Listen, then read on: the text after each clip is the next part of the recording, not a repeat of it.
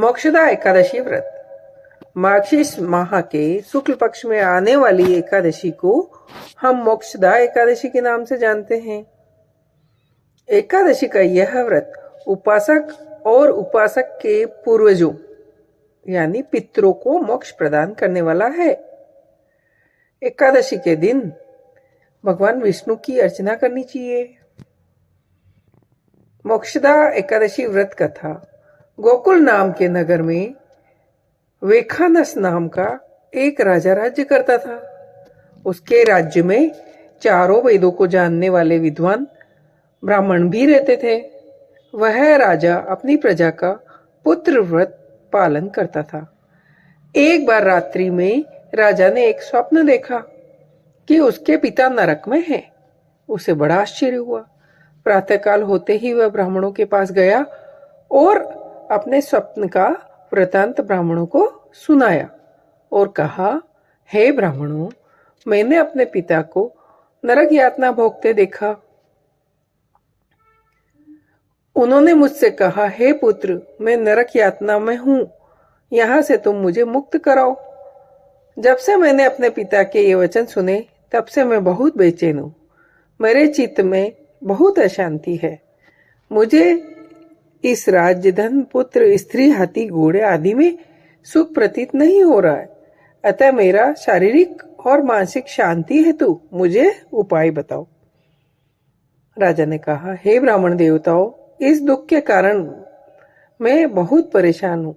अब आप कृपा करके कोई तप, दान, व्रत आदि ऐसा उपाय बताओ जिससे मेरे पिता को मुक्ति मिल जाए। उस पुत्र का जीवन व्यर्थ है जो अपने माता पिता का उद्धार नहीं कर सके। एक उत्तम पुत्र वही है जो अपने माता पिता तथा पूर्वजों का उद्धार करता है।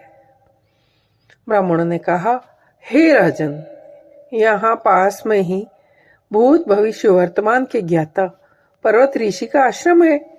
आपकी समस्या का हल वे जरूर करेंगे।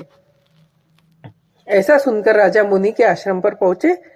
उस आश्रम में अनेक शांतिचित योगी मुनि तपस्या कर रहे थे। उसी जगह पर्वत मुनि बैठे थे। राजा ने मुनि को साष्टांग दंडवत किया। मुनि ने राजा से सांगोपांग कुशल पूछी। राजा ने कहा कि महाराज, आपकी कृपा से मेरे राज्य में सब कुशल है, लेकिन अचानक मेरे चित्त में अशांति होने लगी है। ऐसा सुनकर पर्वत मुनि ने आंखें बंद की और राजा की बातें विचारने लगे। फिर बोले, राजन, मैंने योग बल से तुम्हारे पिता के कुकर्मों को जान लिया है। उसी पाप के कारण तुम्हारे पिता को नरक में जाना पड़ा। तब राजा ने कहा, इसका कोई उपाय बताइए। मुनि बोले, हे राजन, आप मार्गशीर्ष एकादशी का उपवास करें और उस उपवास के पुण्य को अपने पिता को संकल्प कर दें। इसके प्रभाव से आपके पिता को अवश्य नरक से मुक्ति मिलेगी। मुनि के ये वचन सुनकर राजा महल में आया। मुनि के कहने के अनुसार कुटुंब सहित मोक्षदा एकादशी का व्रत किया। उसके उपवास का पुण्य अपने पिता को अर्पण कर दिया। इसके प्रभाव से उसके पिता को मुक्ति मिल गई। स्वर्ग में जाते हुए वो पुत्र से कहने लगे, पुत्र, तेरा कल्याण हो। यह कहकर स्वर्ग चले गए। मार्गशीर्ष मास की शुक्ल पक्ष की मोक्षदा एकादशी का जो व्रत करते हैं उसके समस्त पाप नष्ट हो जाते हैं। इस व्रत से बढ़कर कोई व्रत नहीं। इस दिन गीता जयंती मनाई जाती है।